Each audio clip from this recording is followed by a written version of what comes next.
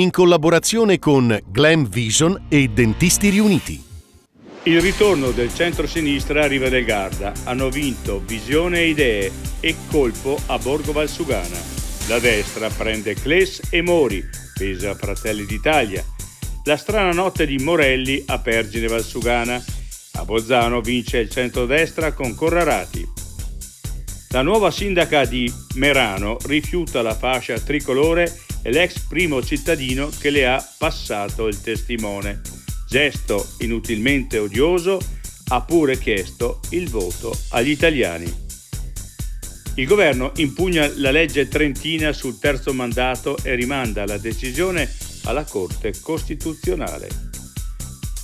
Incontra un orso e si rifugia sul tetto della sua baita per lanciare l'allarme. Il Parco Nazionale dello Stelvio ha avviato il monitoraggio dell'animale.